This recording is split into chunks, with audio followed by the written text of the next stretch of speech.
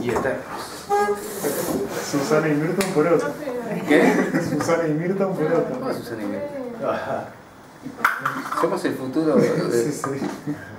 Informativo universitario. Viste peinado hoy, profe. ¿Viste? Me bañé y todo. A tener que cortar todo este pedazo. La parte de stand-up después la sacamos. Queda como es. Para la BBC,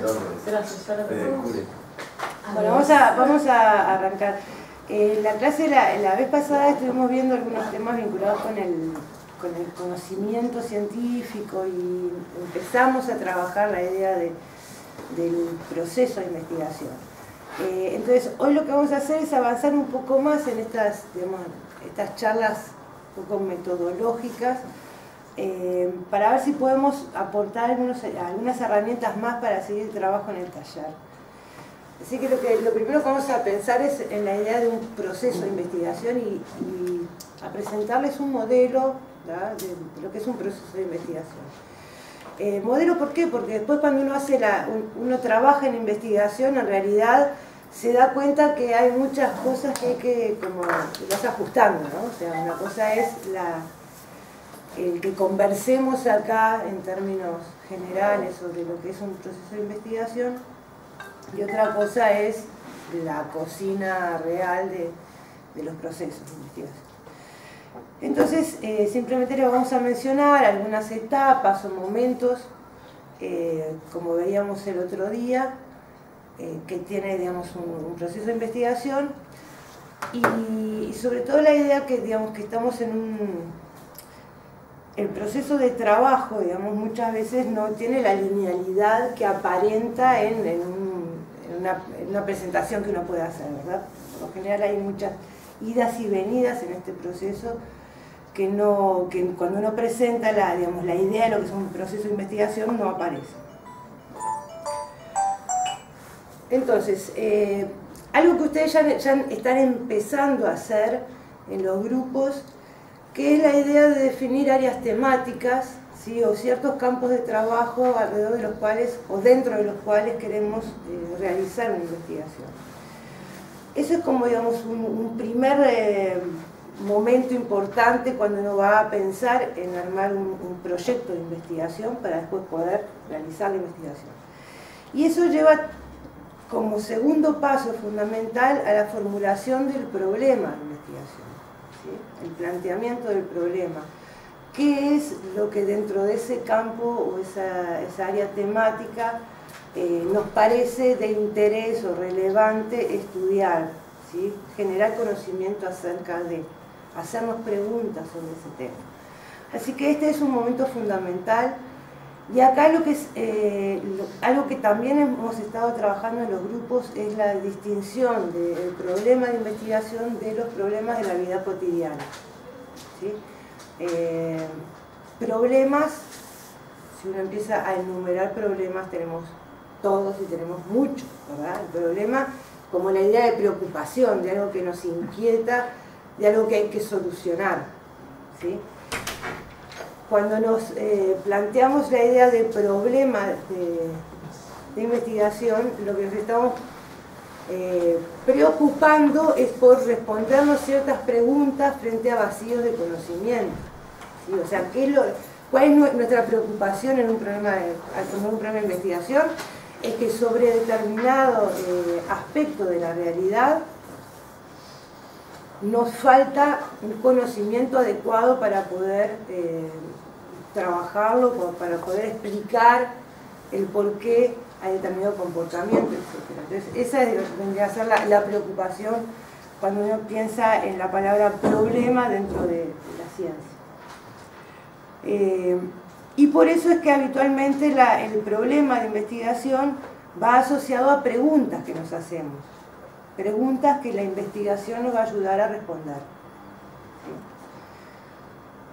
Esto también tiene como un paso más que se va formulando a medida que uno va avanzando en la definición del problema, que es la delimitación de la investigación. No podemos respondernos las preguntas para ámbitos muy extensos, ¿sí? O para,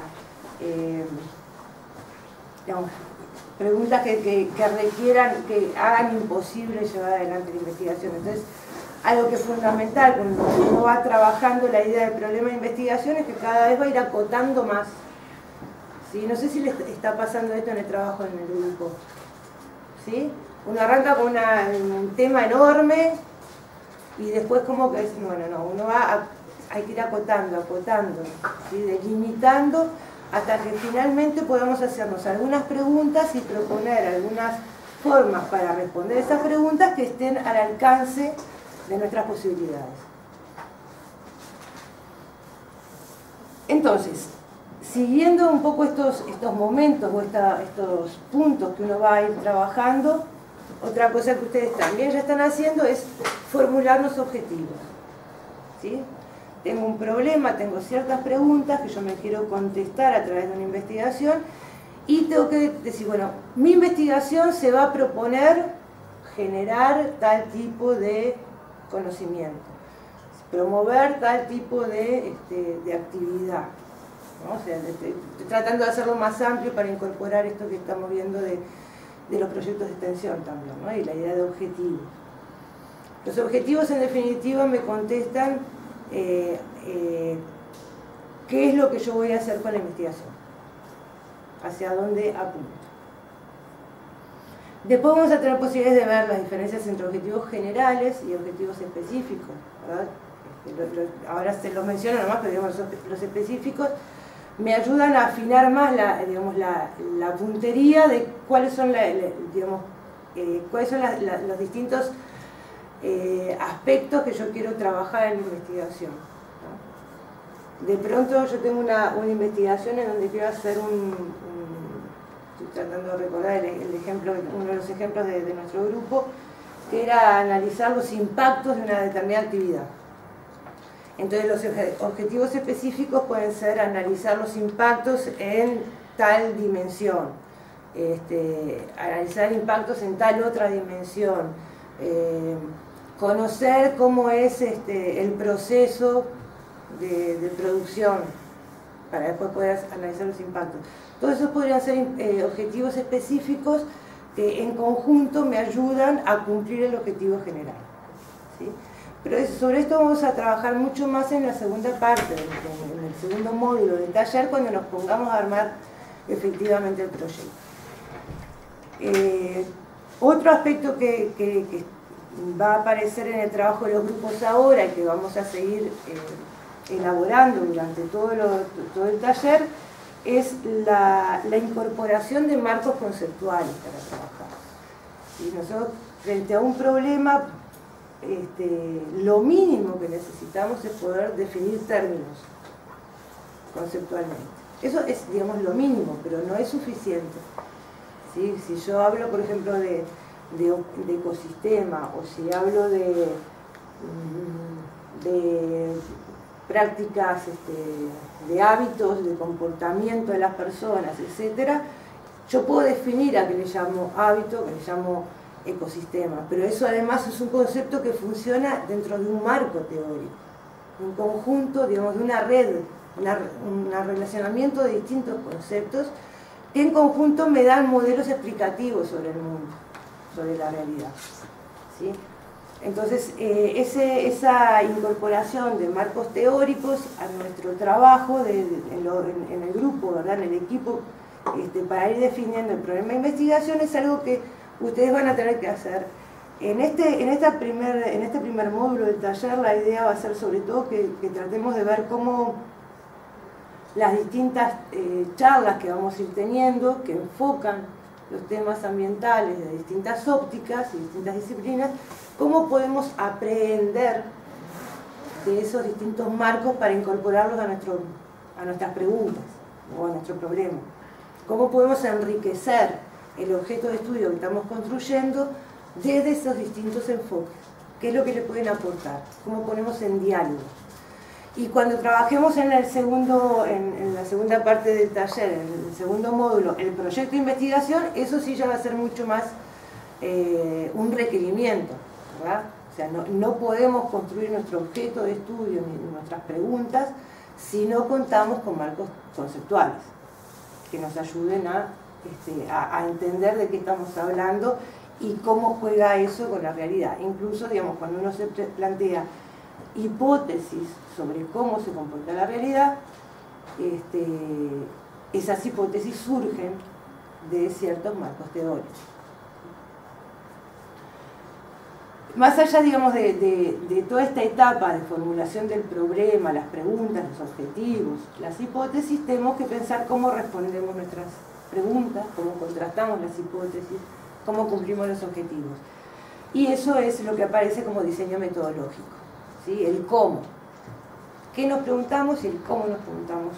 Cómo lo respondemos, ¿sí? Y entonces, digamos, el tema del diseño metodológico es, obviamente es un aspecto crucial de cualquier proyecto de investigación y de cualquier proceso de investigación, o sea, de la actividad misma de la investigación, porque en definitiva es de acuerdo a los métodos que yo elijo utilizar, a las técnicas y a las herramientas que vaya a utilizar, es lo que yo voy a conseguir, ¿sí? Yo puedo tener una excelente pregunta, un excelente marco teórico, pero si no una buena propuesta de cómo contestarme esas preguntas, mi investigación puede fracasar totalmente, o me puede llevar a resultados que no tienen nada que ver con las preguntas que me estaba haciendo.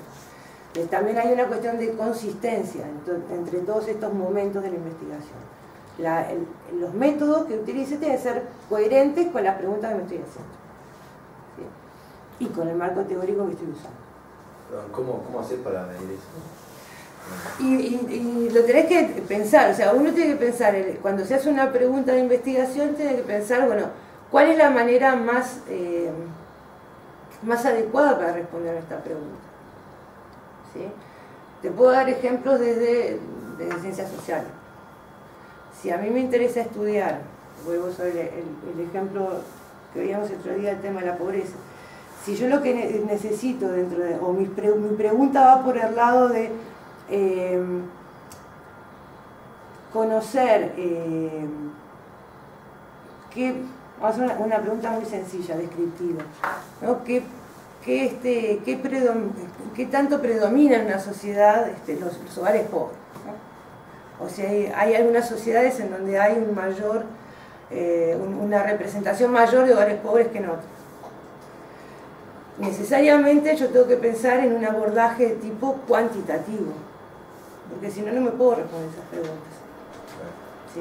Y eso de pronto después me lleva a pensar en una encuesta. Y de acuerdo a cómo yo definí, ¿se acuerdan que el otro día hablábamos? Yo tengo que dar una definición de lo que entiendo por pobreza. Si yo entiendo por pobreza la insuficiencia de recursos monetarios para acceder a determinados bienes y servicios, yo tengo que definir, por un lado, qué es una línea de pobreza, o sea, cuándo yo considero que un hogar no llega a tener recursos suficientes, ¿tá? Y por otro lado, tengo que definir cómo hago para medir la situación monetaria de los hogares, para después poder hacer esa comparación, ¿sí? Entonces eso me lleva a que piense en una encuesta a hogares en donde tengo que hacer ciertas preguntas que me permitan llegar a obtener esa información. ¿Se entiende? Entonces ahí hay una adecuación de mi propuesta metodológica a las preguntas y también al marco teórico del cual partí. Si yo termino haciendo una encuesta, por ejemplo, supónganse que hago una encuesta y digo, qué difícil que es preguntar los ingresos, pregunto otras características de los hogares, tengo un grave problema. Nunca voy a poder saber, bajo mi definición de pobreza, si un hogar es pobre o no, si me hice la pregunta. O sea, son ejemplos muy groseros de pronto, pero para que se entienda la adecuación que hay que tener. En cambio, si a mí me interesa estudiar la pobreza, pero por ejemplo, desde cómo las personas construyen su idea sobre lo que es ser pobre, ¿sí? Por ejemplo, en determinado subgrupo o subcultura, ¿sí? ¿Qué representación hay de lo que es ser pobre? O mismo, supóngase, yo puedo estar trabajando supóngase que necesito hacer una evaluación de un programa donde están trabajando asistentes sociales, trabajadores sociales, etc. Y me interesa saber qué representación tienen esos profesionales sobre lo que es el pobre, ¿sí? Para poder evaluar determinados aspectos del programa. Entonces, un abordaje cuantitativo no tendría ningún sentido. Lo mejor en ese caso es de pronto hacer entrevistas con las personas a las cuales le pregunto, y las personas pueden producir un discurso y me pueden decir con sus palabras cuál es la idea que ellos tienen de pobreza, y eso me ayuda también a entender cuáles son las pautas predominantes o los prejuicios que pueden aparecer en ciertos profesionales al trabajar con poblaciones de pronto bajo la línea de pobreza. ¿Qué prejuicios pueden aparecer? Entonces, eso es una cosa que seguramente en un abordaje cuantitativo no lo logro, ¿sí? Seguramente, digamos, con cualquiera de los compañeros que están acá, que vienen de otras disciplinas, podrían poner un montón de ejemplos. Disculpen la digresión hacia la sociología, pero digamos de lo que se me ocurren los ejemplos a mí, ¿no? Pero digamos, esa es la idea de adecuación: diseño metodológico adecuado al marco teórico, a las preguntas, a los objetivos que uno se plantea. Porque en definitiva, y esto tiene que ver con lo que viene después, a través de las técnicas que yo utilice, es que yo voy a construir los datos. O sea, entendamos que uno se enfrenta a un mundo que es infinito, a una realidad que se presenta infinita, y cada uno le va a poner va a focalizar o va a limitar qué es lo que puede observar de esa realidad de acuerdo a los conceptos tales como los traiga construidos desde su marco. Entonces, cuando uno también, por ejemplo, hace una encuesta y hace ciertas preguntas, lo que obtiene es el dato que construye la realidad. Si yo no le pregunto a los hogares qué ingresos tienen, nunca voy a poder obtener ese dato, ¿se entiende? Y si yo lo pregunto de determinada manera, el dato que yo voy a construir sobre el ingreso va a ser de esa manera o de otra. Esto, digamos, parece como obvio, pero a veces no es tan obvio. Ayer justo estaba en una clase en Rocha y hablando sobre el censo y cómo se construye los tipos de hogar en el censo, y una de las preguntas que se hacen en el censo, en la encuesta de hogar, etc., es la relación del parentesco de las personas con el jefe de hogar. ¿Quién es el jefe de hogar y por qué Bueno, jefe de hogar? ahí hay toda una construcción, ¿no? ¿A qué se le llama jefe de hogar? Y no solo eso, sino que después que una vez que uno definió quién es el jefe de hogar, todas las demás relaciones dentro de ese hogar se hacen en función del jefe. Si es el cónyuge, es el hijo, es el nieto, es el suegro, es un no pariente, ¿sí? Entonces, digamos, a partir de ahí se construye la idea de tipo de hogar, y la manera que, digamos, que va a tener esa construcción va a estar dependiendo de las decisiones que yo tomé, hasta de cómo decido quién es el jefe de hogar, ¿verdad?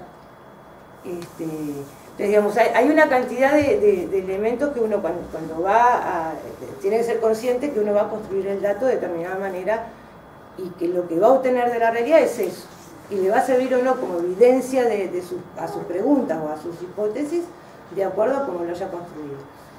Y rápidamente esto lleva a la idea de que hay fuentes primarias, y las fuentes primarias es cuando nosotros construimos el dato, ¿sí? Cuando nosotros hacemos el trabajo de campo. Y hay fuentes secundarias.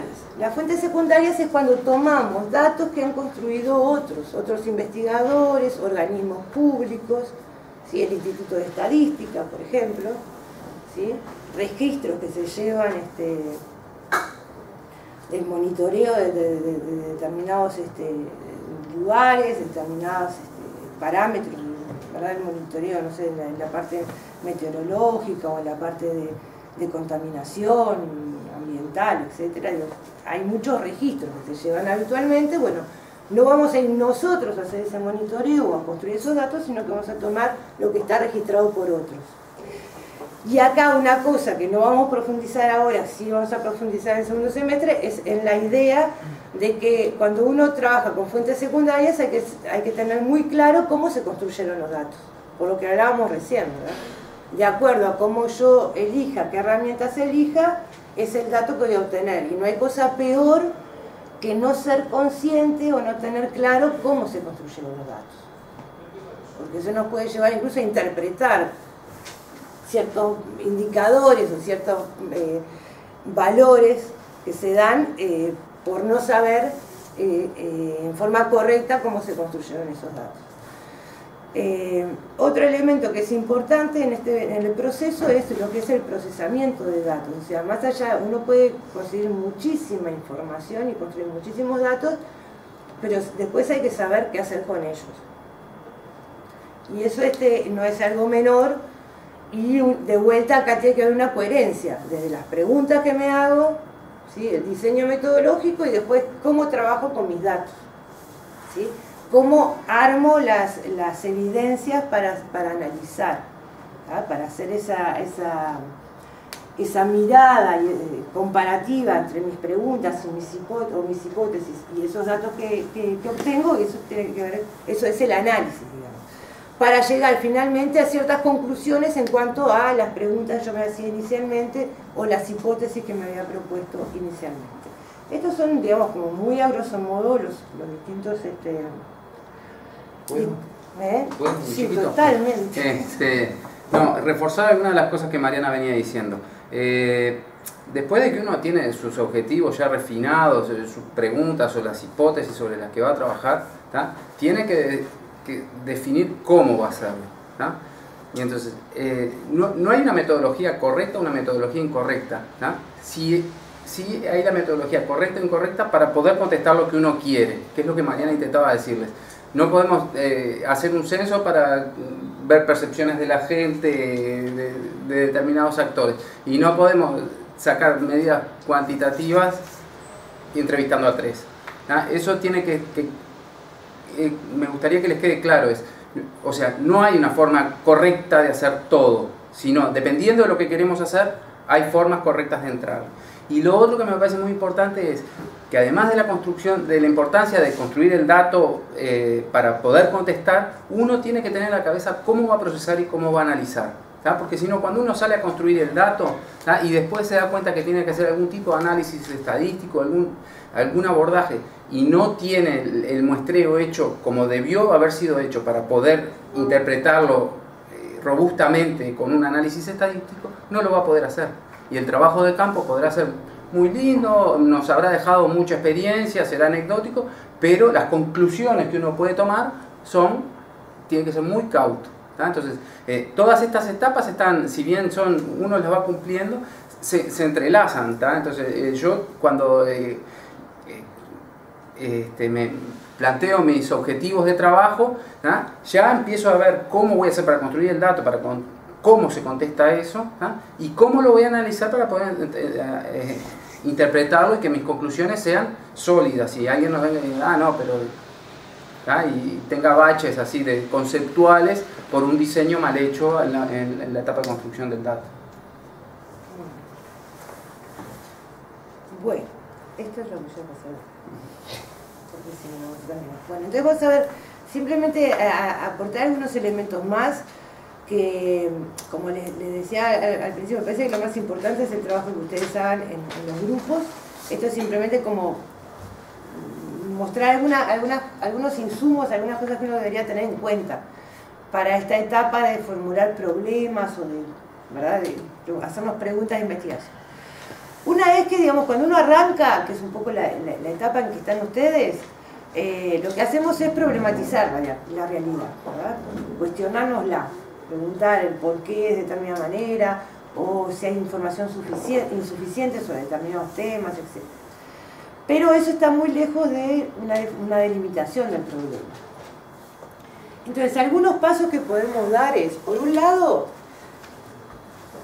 pensar que en relación a cualquier temática que nosotros queramos trabajar, siempre hay, por un lado, hay protagonistas, hay gente que está alrededor de esos temas, ¿sí?, sean los actores presentes en una comunidad, ¿sí?, o en organizaciones, o en organismos públicos. Siempre hay gente que está vinculada de alguna manera a los temas que uno quiere trabajar, que está inmerso. Entonces, esos son participantes, o pueden ser observadores del fenómeno, ¿sí? Y eso es muy importante, cuando uno piensa en armar el problema de investigación, tratar de vincularse, de preguntar, de intercambiar con esos actores. En segundo lugar, hay otro tipo de informantes calificados que son los investigadores, quienes ya han trabajado el tema o están trabajándolo, o temas conexos, y a los cuales hay que apelar siempre. Sobre todo si estamos, por ejemplo, acá en el marco de la UDELAR y tenemos acceso a la gente que está haciendo la investigación, o incluso a estudiantes que están más avanzados en algunas carreras y están trabajando en algunos temas, en taller, digamos, en otra, o han presentado un proyecto de investigación o de extensión y están trabajando. Y entonces, los informantes calificados son un elemento muy importante cuando uno empieza a pensar en un tema.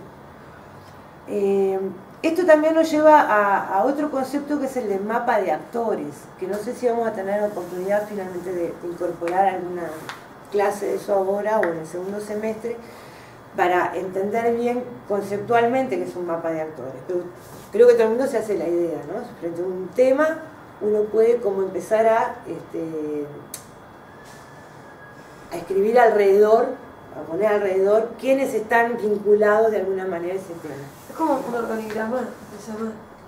No es organigrama porque acá no estamos pensando en una organización, o sea, no es, ¿verdad? Es simplemente que hay, supónganse, la gestión de residuos en Maldonado, ¿no? Alrededor de ese tema, ¿qué actores puede haber? ¿Qué actores les parece que puede haber? Y expertos de la intendencia, ¿verdad? Está la intendencia, que es quien gestiona. La población de Maldonado.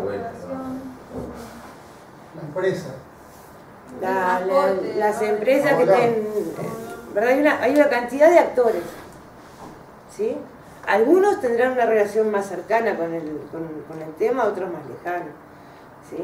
Pero hay un mapa de actores. Siempre que uno se va a plantear un tema, lo primero que hace es pensar, bueno, ¿qué actores están en relación?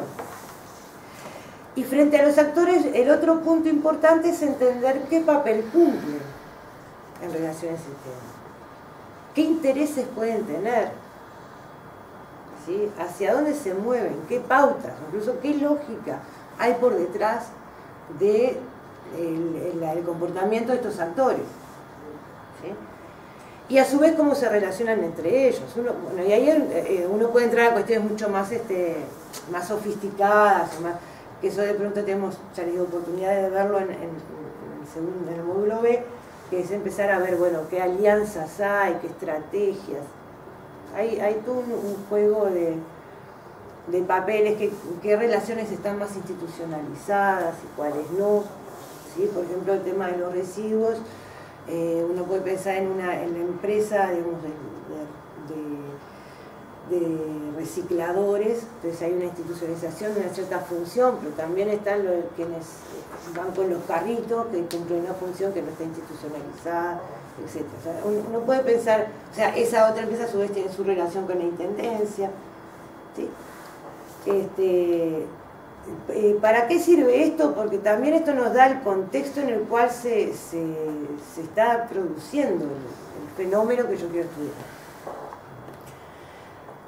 Y también ayuda a que uno pueda, digamos, entrevistar o intercambiar con determinados actores sabiendo qué papel juegan, porque además cada actor nos va a dar su perspectiva.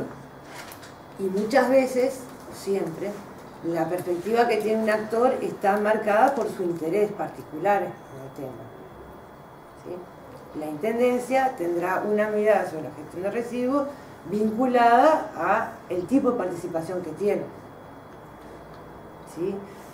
La población o la empresa o quien trabaja en el hurgador, digamos, que puede trabajar en determinada recolección de residuos, tiene un determinado interés, una determinada mirada sobre la temática, y así sucesivamente. La cooperativa, yo no me acuerdo exactamente cómo es que se llama, la reciclaje, que lo traíamos, está por el lado, está en Mides, hay una cooperativa trabajando, es una cooperativa de... ¿El Audofo puede ser? No, pero una cooperativa que estaba atrás. En Maldonado. En Maldonado, sí. Entonces el otro día había tenido en el taller vino un integrante del MIDES, justamente para plantear lo que era el proceso de las cooperativas sociales, entre las cuales había una de recicladores y todos los problemas que había asociado, ¿verdad? Entonces, digamos, cada uno de esos actores tiene su interés y su mirada sobre los temas. Y otro aspecto que es importante respecto a esto, y creo que ahora que nos metimos un poco con los proyectos de extensión, etcétera, es el papel que tienen los actores, por ejemplo, en la comunidad. ¿Sí? ¿Qué papel pueden tener en un proyecto de extensión y también en uno de investigación?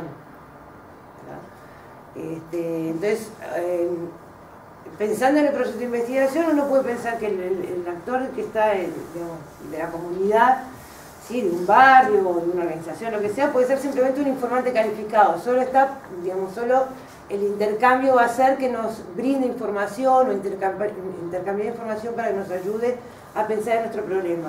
Hasta un continuo que es en qué medida se puede involucrar en la propia formulación del problema y pensar en algunas estrategias de investigación más participativas con la comunidad que involucren a estos actores en cuáles son las preguntas relevantes, cuáles pueden ser las estrategias relevantes, también participar en lo que es el trabajo de campo, etc. Entonces, hay todo un continuo de distintos papeles que pueden cumplir estos actores que no son estrictamente los investigadores, ¿verdad? O los investigadores académicos. Bueno, segundo tipo de acercamiento, otras fuentes, desde la prensa, documentos de organizaciones, legislación, todo esto puede ser información. La legislación en particular muchas veces es un capítulo aparte, no necesario en investigaciones, sobre todo en investigaciones donde intentamos ver si algunos procesos están regulados o no están regulados y después ver si se cumplen o no se cumplen las normas, etc. Entonces, nosotros vamos a tener una charla específica sobre derecho ambiental, ¿no?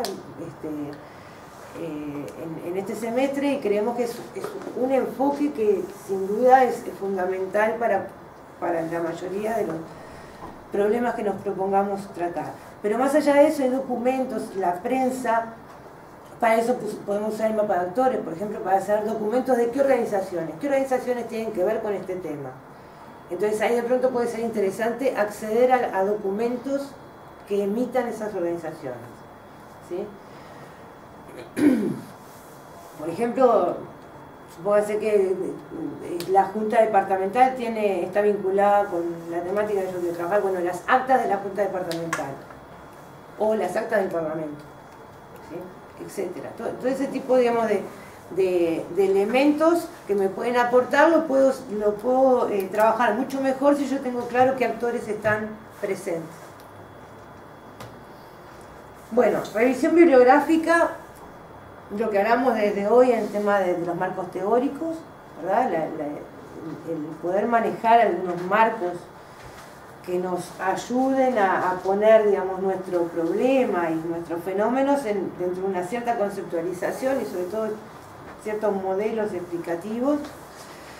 Y, digamos, esto es una cosa que es a mi juicio bastante importante, es la idea de que las teorías son herramientas, ¿verdad? Son herramientas que justamente nos ayudan a interpretar la realidad, a pensar en nuestras hipótesis o en los conceptos y en la forma en que relacionamos los fenómenos que se dan en la realidad. Por tanto, son herramientas. Y lo que es importante, y bueno, no sé en otras disciplinas, pero digamos, en ciencias sociales muchas veces uno trata como de forzar lo que quiere investigar para que se adecue a cierto marco teórico, porque uno viene trabajando con ese marco teórico. Entonces muchas veces nos lleva a llevar, digamos, a terminar limitándonos en lo que queremos investigar porque queremos que vaya por este lado. Entonces hay que entender que es una herramienta. Entonces, si se adecua a nuestro problema, bien. Si no se adecua, probablemente haya que buscar algún otro marco teórico, algún otro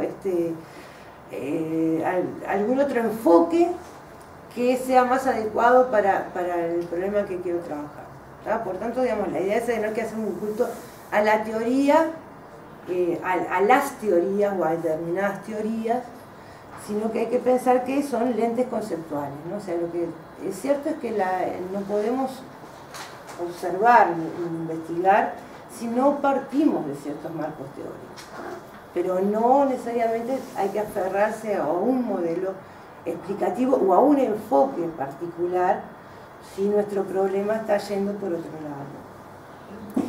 Y esto tiene que ver algo que el otro día mencionaban las compañeras, en parte tiene que ver con una cuestión que es la vigilancia epistemológica, ¿no? Esta cuestión durante el proceso de investigación, desde la formulación del proyecto y durante todo el proceso, esta idea de ir vigilando de alguna manera, tener una actitud un poco que no nos lleve a generar, de pronto meternos con un método, como decía Carlos, ¿no? Ciertos métodos, cuando de pronto no es adecuado para aquellos elementos que yo necesito, o aquellas preguntas que yo me estoy haciendo.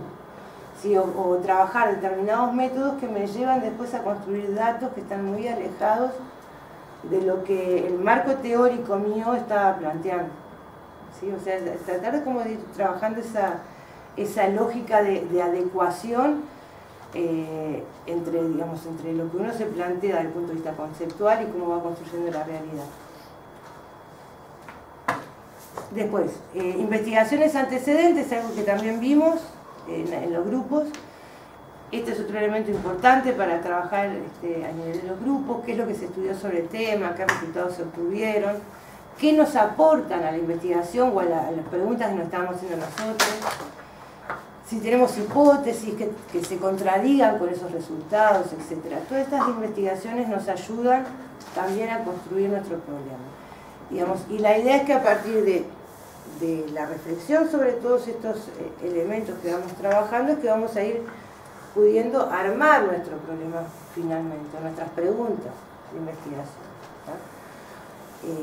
O lo que se llama un objeto de estudio, que siempre, digamos, es como inicial, porque después cuando vayamos investigando vamos a ver que vamos a tener como que seguir trabajándolo durante todo el proceso de investigación.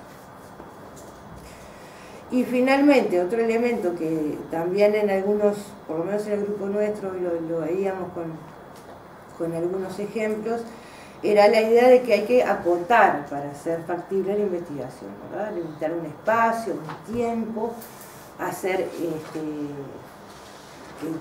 para saber dónde es que quiero observar, ¿sí? Dónde voy a aplicar las herramientas, contextualizar en términos territoriales, históricos. Y todas estas son preguntas que forman parte de ese diseño, de esa formulación del problema. O sea que con la formulación del problema yo estoy tratando de trabajar los objetivos, las preguntas centrales y obtener finalmente un objeto de estudio inicial en la investigación. Bueno, no sé si hay alguna pregunta después de ¿quedó más o menos claro? Sí, Sí. una cosa, o sea, vos dijiste como que no hay que tener un enfoque en particular, sino que verlo de muchas perspectivas. Pero eso no le quita objetividad, digamos. ¿Por qué? Y porque al tener en cuenta muchas diferentes, no sé, estás como si lo ves de muchos puntos diferentes, es difícil a lo mejor ser tan objetivo. No sé cómo expresar. ¿Por qué? Lo que pasa es que nosotros en metodología de la investigación, el profesor, la última clase, dijo reiteradas veces que teníamos que ponernos desde una teoría para partir con un punto de vista más objetivo. Y vos dijiste que no. No, pero lo que está planteando es partir desde una teoría para un punto de vista más objetivo versus partir de la idea de que cuando yo observo ya puedo construir teoría. Es la ausencia de teoría, que es lo que yo le decía hoy. O sea, uno no tiene por qué aferrarse a un enfoque determinado.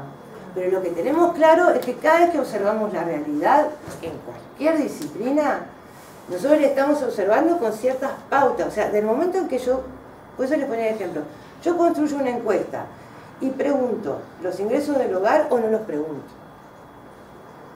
eso no es una cuestión, o los pregunto de una forma o los pregunto de otra. ¿Tá? Eso no es neutro. Yo estoy construyendo un dato que no es neutro. Entonces, no hay nada peor que no controlar la forma en que construyo los datos. Si yo digo que me interesa para estudiar la pobreza,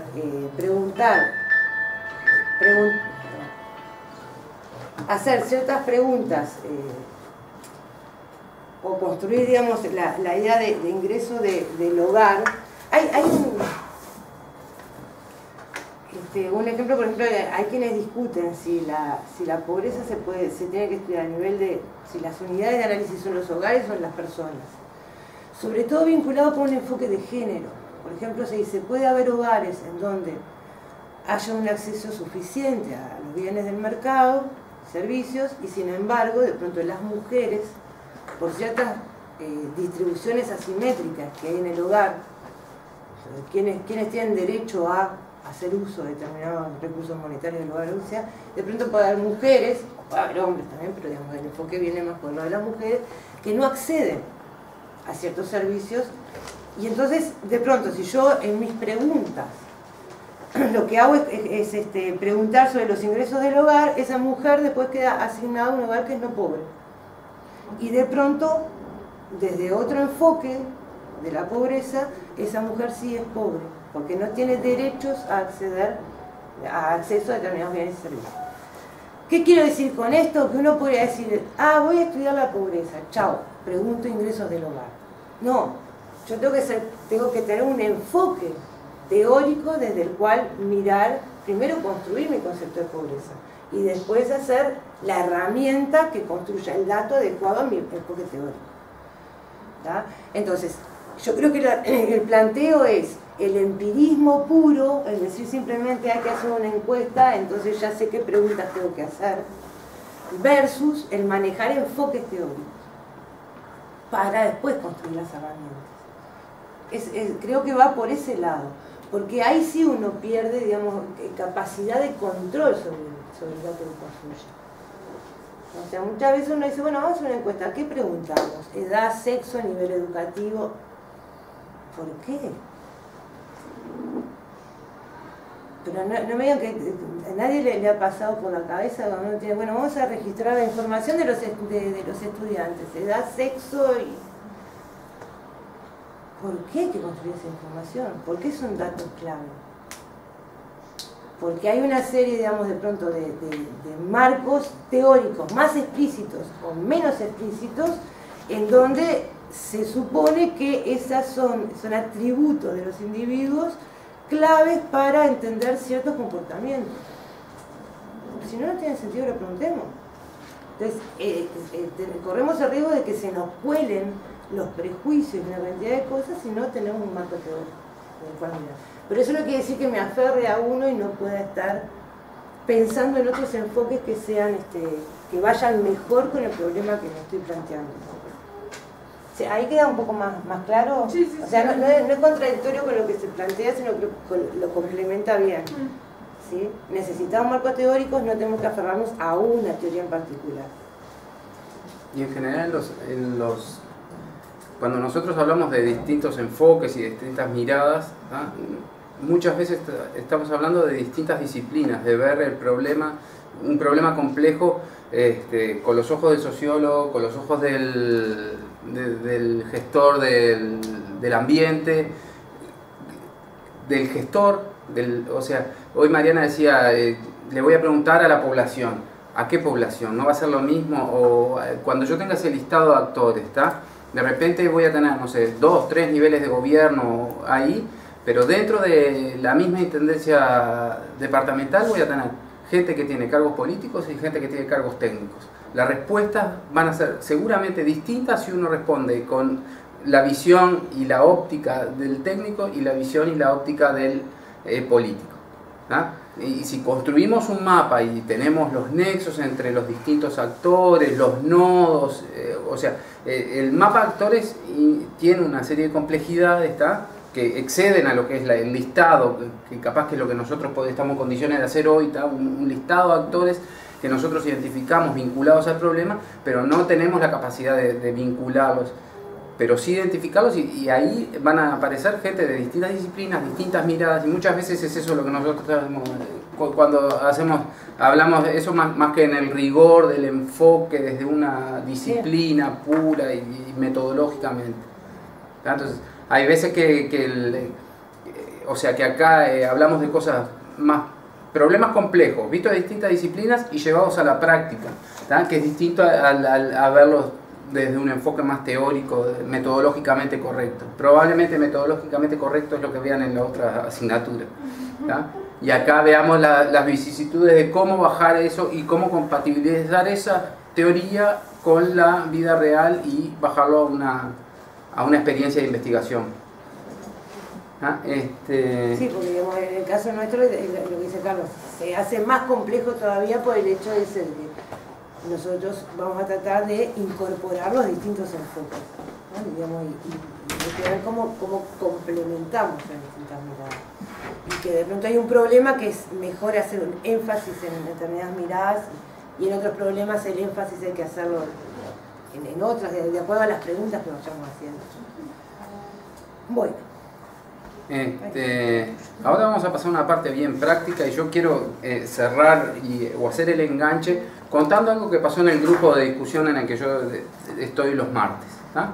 Allí, si hubiéramos querido que pasaran las cosas que pasaron, no hubiera sido posible, pero eso es lo bueno de estar en el taller y trabajar y empezar a hacer, y uno se da cuenta de que las cosas empiezan a pasar y aprende equivocándose y haciendo cosas. El ejercicio que hicimos del papelógrafo, ¿tá? Uno de los grupos, ¿tá?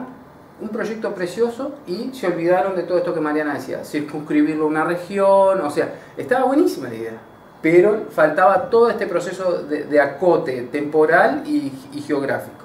Y en otro, que sí le había hecho este acote fantástico, tenían un proyecto maravilloso, ¿tá? De generación de energía a partir del aceite, ¿tá? Y cómo esto podía influir en la industria gastronómica, y se iban a poner a investigar de cuánto se generaba en la industria gastronómica, ¿tá? Para que vean, una compañera que trabaja en un restaurante dijo, pero en el restaurante donde yo trabajo pasan una vez por semana a levantar el aceite. Entonces, todo su problema, que estaba perfectamente construido, era sobre algo que ya está resuelto. Entonces, esta etapa en la cual nosotros estamos refinando, posiblemente esas mismas ideas, una vez ahora que se enteraron de que el problema ya está resuelto o que tiene una cierta implementación, deba ser reformulado, ¿tá? En base al conocimiento. Esa etapa de conocimiento en la que estamos ahora, ¿tá? Se logra a través de lo que decía Mariana, entrevistando gente y mucho más rápido y común, es haciendo búsquedas bibliográficas, ¿tá? Si hubiera pasado, si la clase en lugar de ser el martes hubiera sido hoy, seguramente todos hubieran visto la noticia en todos los portales de internet del reciclado de aceite, alur y no sé cuántas cosas más. Antes de ayer era una cuestión no tan popular como lo es hoy, ¿tá? Pero entonces, ¿cómo hacemos nosotros para enterarnos de esas cosas? Y bueno, en general lo que hacemos es haciendo búsquedas bibliográficas para construir el marco teórico en el cual, o los marcos teóricos, ¿tá? Siendo que es un problema complejo, vamos a tener que hacer búsquedas un poco más complejas y de distintas disciplinas, para saber, bueno, qué es lo que se sabe de, no sé, fabricar dry penes negros para escribir en pizarras, ¿tá? Entonces, eso, hoy en día nosotros tenemos la chance de que Internet nos permite, en 5 minutos, nos apabulle una cantidad de información fantástica, ¿tá? Eso es una gran ventaja. Todos podemos hacerlo, casi todos tenemos acceso, o el acceso es similar, digamos, ya no queda restringido a que yo tenga acceso a una determinada biblioteca que está en mi institución, y entonces si pertenezco a una institución que tiene la capacidad de tener una biblioteca decente, yo tengo acceso a la información, si no, no. Eso cambió con la globalización y la revolución de Internet y el acceso a la información. Tenemos acceso a casi todo. Eso nos obliga luego a saber discernir entre los distintos tipos de información que vamos a encontrar. ¿Ah? Entonces, yo ahora en 5 minutos voy a tratar de explicarles los distintos tipos de información a los que uno llega, y mostrarles 2 o 3 buscadores y 4 o 5 tips sobre cómo hacer una búsqueda en internet, que es lo que nos corresponde en lo que estamos ahora. Entonces, no les puedo enseñar, ¿no? O sea, por más de que yo les diga así, les traiga 200 millones de ejemplos, si ustedes no van y hacen la búsqueda ustedes, no van a aprender nunca a hacerlo. Y aprender a ver que te llueve todo eso y preciso 5 vidas y 10 investigadores para leer la mitad de los cosas que van a aparecer. ¿Cómo hago para discernir por dónde empiezo a leer? ¿Cómo voy ordenando? Entonces, el material científico que uno va a encontrar va a depender con cuál es el público objetivo. Entonces, ahí uno va a encontrar comunicaciones que son preparadas y hechas para hacer dentro de la comunidad, entre científicos, y ahí las cartas ya no muy populares, pero sí muy comunes hace 100 años atrás, sí los congresos, las revistas, los libros. Los congresos son un sitio donde uno va con datos no demasiado procesados o bastante incipientes, digamos, y los expone su trabajo frente al resto de la comunidad con un lenguaje en el que en general entienden solo los que están sentados enfrente, sus pares. Lo mismo sucede con las revistas científicas. Las revistas científicas llevan un proceso de arbitrado, es decir, yo escribo un artículo y lo mando al diario El País, y si le gusta al editor del diario El País, va y lo publica, o en la revista Gente, Villique, en Charoná. Son revistas de difusión, son más del otro estilo que vamos a hablar ahora. En este otro tipo de revistas arbitradas, que es la forma en que la comunidad científica ha encontrado de ir construyendo conocimiento. Yo me planteo un problema de investigación, lo llevo adelante, aplico todo el método de evaluación, construyo de metodológico, construyo el dato, lo analizo, extraigo mis conclusiones, escribo un artículo y lo mando a publicar.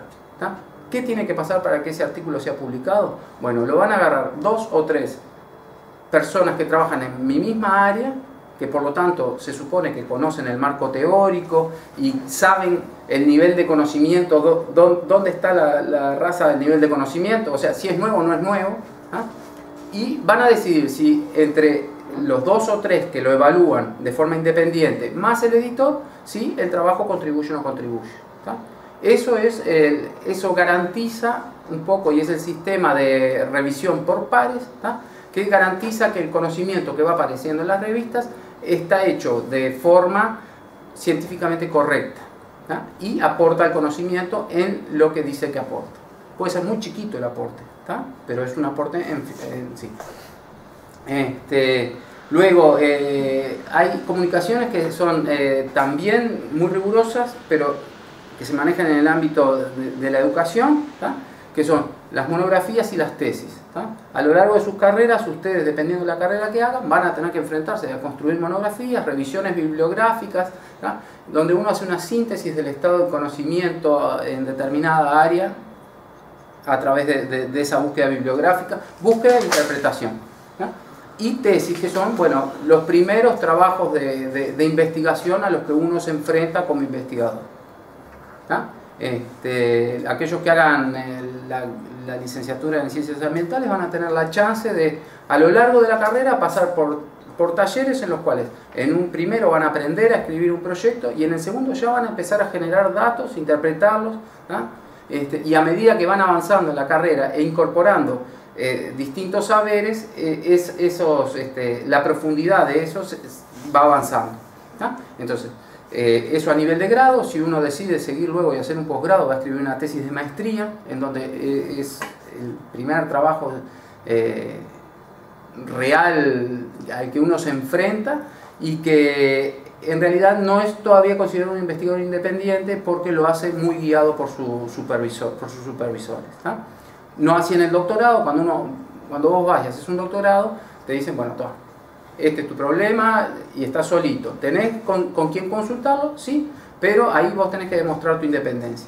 Y está dirigido también a que te evalúe un profesor de esa disciplina. Luego, también los científicos y la gente que trabaja en educación escribe para la divulgación. O sea, si yo quiero dar a conocer el problema del agua en Maldonado y que lo entienda el común de la gente, no voy a hablar con demasiada palabrerío difícil que lo usaría en una publicación o lo usaría en un congreso, porque los que van a estar sentados son pares y entienden lo que digo. Voy a tratar de hacerlo en un lenguaje claro para que el mensaje llegue. Uno tiene que ser consciente de quién es su objetivo para que así lo entienda. El rigor de este tipo de comunicaciones, a pesar de ser hecha por los mismos científicos, tiene otro valor, porque no pasa el proceso de revisión por pares. Y muchas veces lo más común tal vez sea el periodismo científico, donde a vos te interpreta un periodista.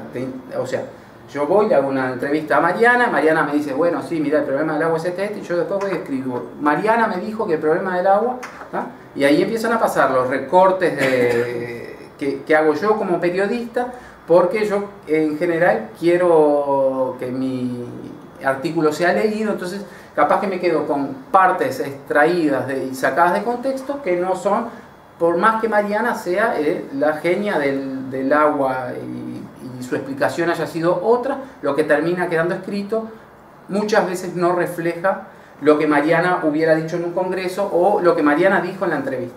¿Está claro? Entonces, por más de que sea Mariana Cabrera, fantástico lo que sabe en esta área, es distinto el rigor que uno y la credibilidad que uno tiene cuando lo lee en el diario El País, en El Observador, o lo lee en una revista científica del área de la disciplina, o lo escucha en un congreso. Ellos nunca lo pueden cambiar, ¿no? Bueno. Bien. Es la interpretación. Si vos vas y decís, bueno, sí, en Maldonado hay un problema muy serio con el agua, tragás saliva y decís que viene de larga data y te cortaron ahí, no están faltando a la verdad, pero está titulando con lo que vos dijiste. Y entonces, yo mentiría si dijera que no hay un problema serio con el agua. Puedo tener una explicación mucho menos alarmista o tratar de explicar lo que hay detrás, que eso pueda quedar o no pueda quedar. Y se vio en la cobertura del problema del agua en Maldonado en distintos medios, donde entrevistaron a la misma gente y en algunos programas de televisión de Canal 4 los miércoles de noche le dieron un enfoque y en otros medios de comunicación le dieron otro, entrevistando a las mismas personas. Entonces, yo no puedo quedarme con que, bueno, el profesor Maceo piensa que del problema del agua lo que piensa Santuiseño. Sería irresponsable de mi parte. Y el profesor Maceo es uno de los que más sabe de agua potable, de agua dulce, pero en el contexto en el que estaba, y hay que agarrarlo con pinzas. Y eso lo tenemos que aprender. Bueno, lo otro que decía Mariana, hay informes técnicos, hay documentos internos en los ministerios, patentes, hay un montón de información. A cada cual hay que darle el rigor que tiene, o sea, no inmolarse así abrazado a un informe de un ministerio que probablemente uno tenga que investigar. Bueno, cuál era el contexto político en el que se redactó, las circunstancias, si era puramente un informe técnico o ese informe técnico fue luego reinterpretado políticamente. Entonces, dicho esto, mucha suerte cuando hagan la búsqueda, van a tener que agudizar el criterio para definir y sobre todo en base a la fuente de donde se toma la información, decidir cuánta verosimilitud se le da y cuánta no. O sea, no basar nuestro problema de investigación en algo que salió ayer en el diario El País. ¿Puede lo que salió en el diario El País ser utilizado? Puede, sí, capaz que ser el detonador, el catalizador de la idea más fantástica. Pero si me quedo con eso, seguramente no pueda refinarlo, tenga que ir y hacer una búsqueda en otro tipo de información, para que darle un contexto en el cual otro que lea diga, mirá, no se está basando en lo que salió en el diario El País ayer, aunque lo que hubiera salido en el diario El País sea así, la verdad revelada. Entonces, para hacer una búsqueda en internet, esto se lo vamos a dar, es un material que bajamos de internet, donde yo les voy a dar 2 o 3 puntos, pero el material lo van a tener si lo quieren consultar las veces que sea necesario. Uno tiene que seguir una serie de pasos. Entonces, lo fundamental para arrancar es identificar conceptos. Si estamos trabajando con residuos en una ciudad, y bueno, probablemente residuos domésticos, ciudad, uno tenga que construir en base a la búsqueda que quiere hacer. Quiero buscar, no sé, el problema del agua a nivel, cómo funciona el ecosistema para explicar el problema del agua Maldonado, y bueno, tendré que poner fitoplancton, cianobacterias, agua potable.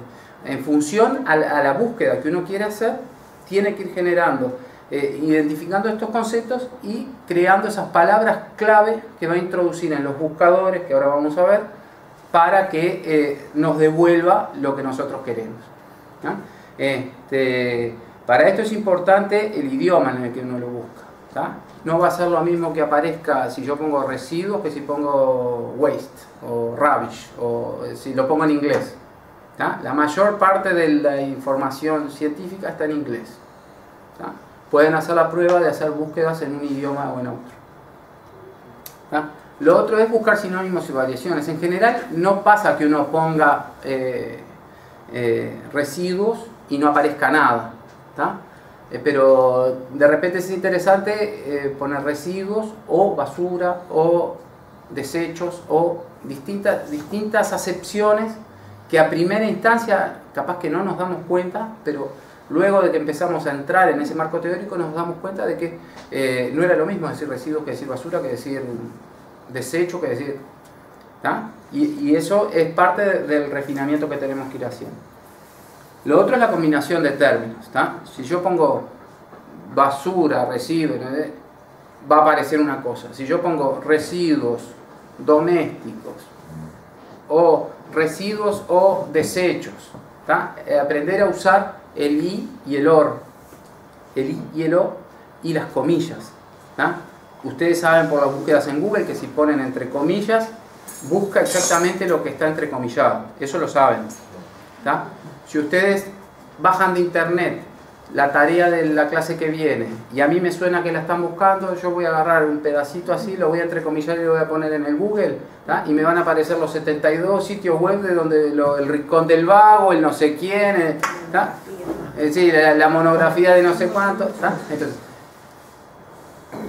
esto no es contradictorio con lo que les estoy diciendo. Ustedes tienen que buscar la información, lo que tienen que decir es de dónde salió. O sea, no les estoy diciendo hagan como que viven en una caja y que el mundo no existe. Al contrario, tienen que ir a buscar lo que yo les exijo y nos exige las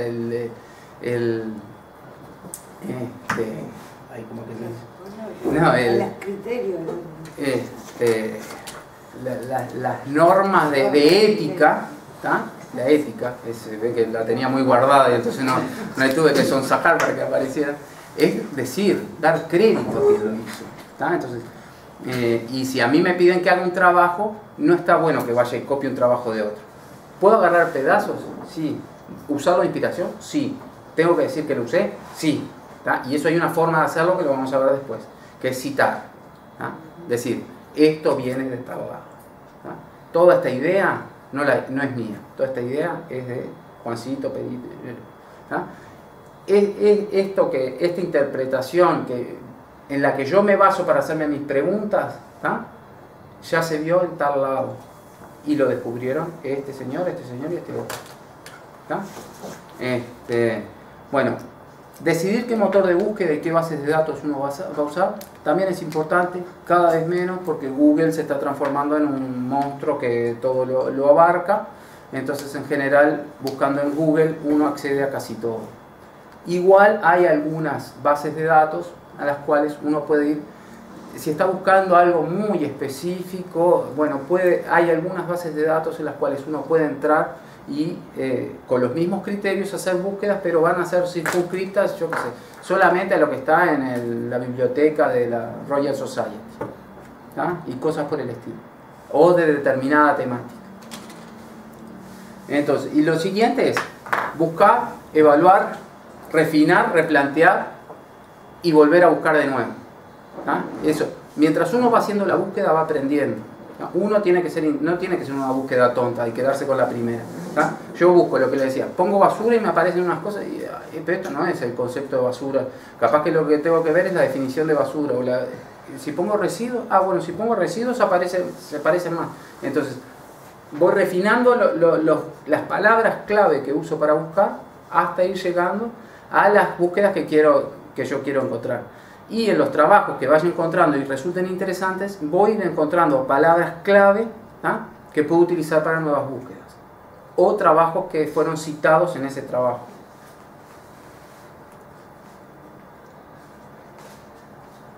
Bueno, era lo que les decía. Me adelanté a todo esto. En el librito que les vamos a poner en EVA está todo. La diferencia entre usar y, o y la frase exacta entrecomillada. Prueben, hagan la prueba, búsquenlo, usen la búsqueda avanzada en Google y pongan basura y reciclado y basura o reciclado y van a ver que lo que vuelve es distinto. Y mucho más si ponen entrecomilladas las frases o conceptos que están buscando.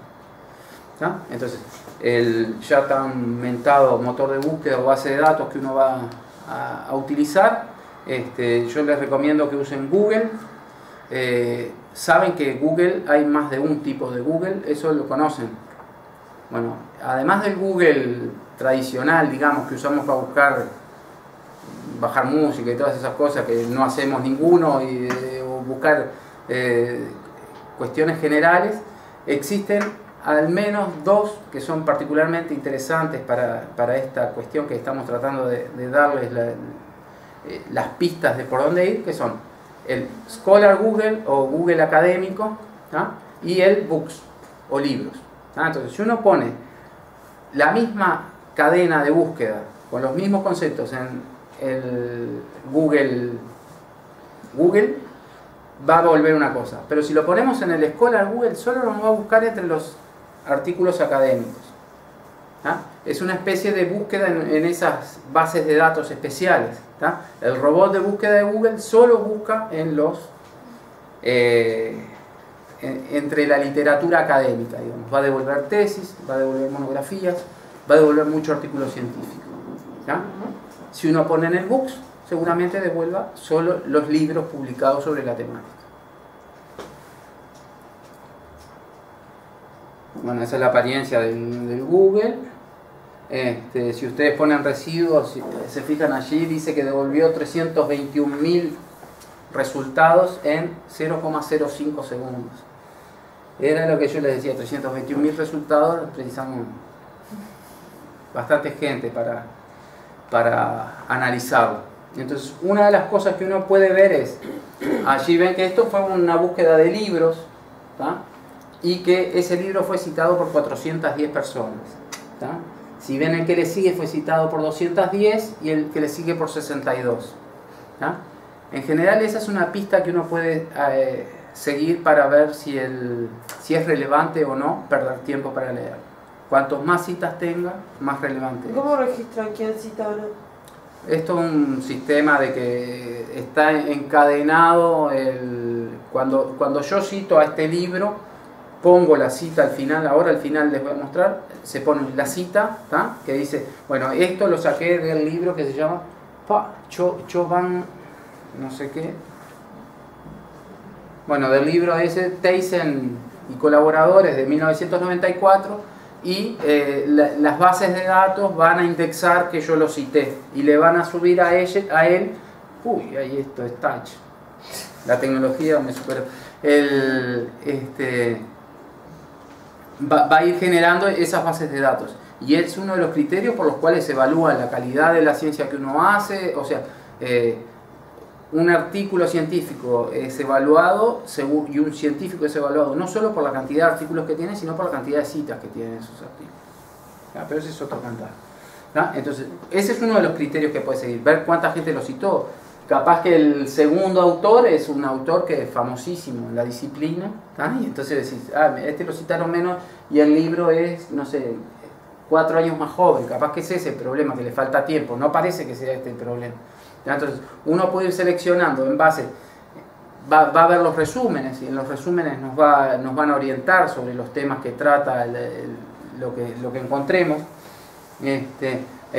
o sea, el 99% de las decisiones van a ser en base al título, ¿no?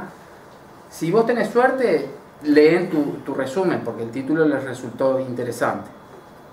De los que leen el título y el resumen y llegan a todo el artículo, no sé, se pierden el 90% de los potenciales lectores. Por eso es que son tan importantes un buen título y un buen resumen cuando uno escribe un trabajo. Y otro criterio que también puede ser interesante a veces es tratar de empezar o de ver lo último publicado, porque muchas veces en lo último publicado, a su vez, si uno mira las referencias y las citas, va a poder ir hacia atrás, digamos, ¿no? O sea, si uno va, hay textos que son, digamos, como más clásicos o importantes, pero después si uno mira las publicaciones más recientes, esas publicaciones no solo presentan lo más actualizado, sino que además hacen las referencias de qué libros o artículos son importantes y en las cuales se basaron. Así que es otro criterio también. Si ustedes se fijan acá, ustedes pueden especificarle al Google académico cuál es el periodo de tiempo que quieren que les devuelva de búsqueda. Si es siempre o si, no sé, los últimos 3 años.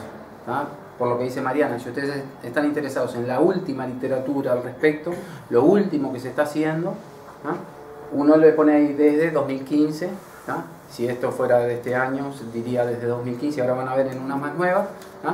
Este recorte de pantalla fue hecho en 2013.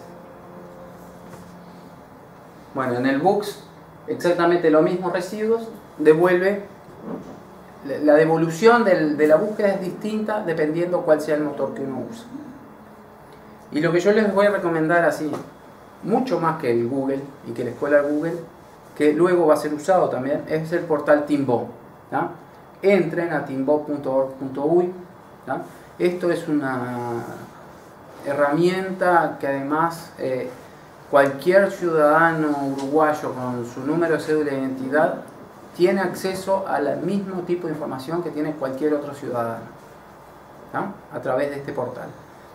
Hasta hace no mucho tiempo, para nosotros poder tener acceso a revistas, tenías que pagar, vos individualmente o tu institución,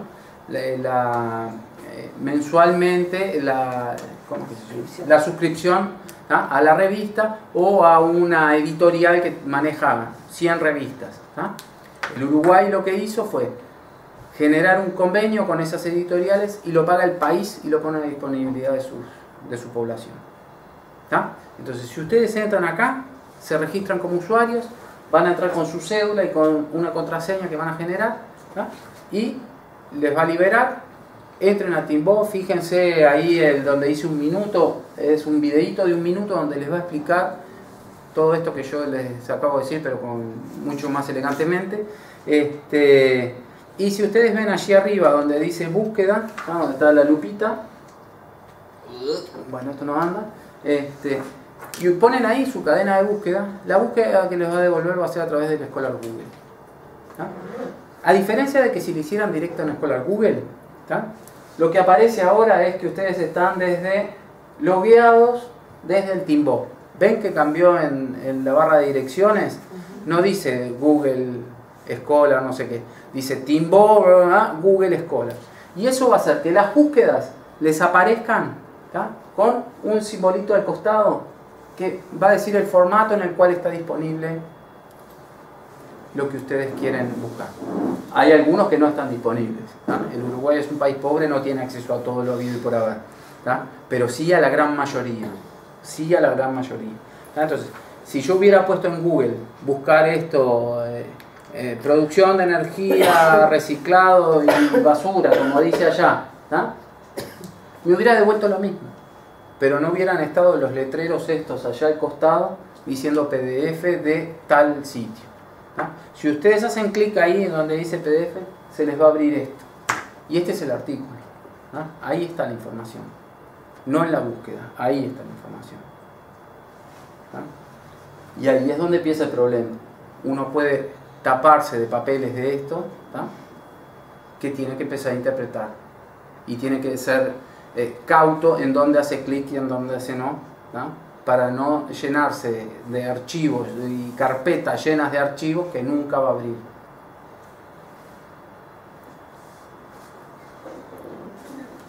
Lo que les decía de la cita, otra de las herramientas que permite Google Scholar, ¿ah? Es que nos permite, tiene allí abajo, además de decir por cuánto fue citado, los artículos relacionados, o sea, si ustedes les gustó este artículo y hacen clic en artículos relacionados, le refina la búsqueda y le pone todos los artículos relativos a ese. Hacen clic en los artículos que fueron citados por ese y le pone todos los artículos que citaron a este. Son los que vienen después de este que lo citaron. Lo que vos me decías, ¿cómo lo hacen? Y bueno, se fijan. ¿Ah? Lo hace un robot, pero se fijan. ¿Ah? Y si ustedes hacen clic ahí donde dice cite, ¿ah? Y citar, ¿ah? Y ahí les va a aparecer una placa, ¿ah? Donde aparecen 3 formatos distintos de cita. Dependiendo para dónde vayan a escribir, van a tener que seguir un determinado formato de citas, ¿no? Nosotros en el taller no somos tan estrictos, pero les pedimos que si adoptan uno, lo mantengan a lo largo del texto, ¿no? Y si ven ayer, dice BibTeX, EndNote, RefMan y RefNote. Todos esos son manejadores de referencias, ¿no? Yo cuando encuentro esto puedo hacer clic ahí y baja un programa en mi computadora, ¿tá? Y me guarda el abstract y la cita del artículo, ¿tá? Entonces puedo ir guardando. Eso antiguamente se hacía a papel y lápiz, ¿no? Uno fichaba la búsqueda, porque después de que voy encontrando, tengo que tener en el disco duro lo que voy encontrando. No, el cuarto que encontré ya no me acuerdo de lo que decía el primero, ¿tá? Entonces uno tiene que ir ordenadamente diciendo, bueno, este lo seleccioné porque me gustó que tenía tal parte que va bien con el marco teórico que estoy armando. Y puedo copiar el abstract y tener el resumen, ¿ah? De dónde sale, quién lo escribió, dónde está para volver a consultarlo, por lo menos. Y esas cosas, hoy en día tenemos la suerte de que hay manejadores gratis que están disponibles en internet. Son herramientas que te hacen un poco más sencilla la vida cuando tenés que escribir, y sobre todo armar las bibliografías al final, que citas, no sé, 40, 50 trabajos que hicieron otros y los tenés que ordenar con un formato, y esos programas te lo van haciendo ellos solitos. La otra forma es agarrar, copiar esto y pegarlo al final, ordenarlo alfabéticamente. O sea, yo soy de antes de esta era y sobreviví, ¿verdad? Pero digo, hay herramientas hoy en día que ayudan a que estas cuestiones que son tan importantes de ser hechas, de mantener la búsqueda ordenada, el fichado y el orden de nuestras búsquedas, ¿ah? Que luego nos permiten volver a consultar y dar crédito y armar nuestros marcos teóricos de la forma correcta, que es reconociendo a quien hizo las cosas, ¿ah? Entonces, ahora el taller sigue con ustedes haciendo búsquedas bibliográficas, ¿ah? Y como les decía al principio, por más de que yo repita esto, me lo aprenda, traiga ejemplos nuevos, si ustedes no van ahora y ponen Scholar Google y prueban y buscan y llevan y traen, no hay, es intransferible la experiencia de esto, ¿ah? Y son de las cosas que en el taller ustedes van a tener la chance de enfrentarse. Yo creo por primera vez. ¿Alguien alguna vez había hecho búsquedas bibliográficas de este tipo? Sí. Bueno, uno en 30. La idea es que a lo largo de sus carreras y de sus estudios, esto se va a volver moneda corriente. Y tienen la suerte de tener el taller interdisciplinario que los enfrenta en primer año a que esto vaya siendo paulatino y no se tengan que enfrentar luego en la tesina o en la monografía o en la maestría a cómo se hace una búsqueda bibliográfica, cómo se investiga y cómo se hace un proyecto y todo lo demás. Preguntas, dudas, sugerencias. Vámonos que se van los ómnibus. Cierra el supermercado. Bueno, si no se van a quedar todo el día, pueden aprovechar y hacer las bibliografías. Durante el 1 de mayo. Sí, yo sé, yo lo escribí todo mal, ¿no?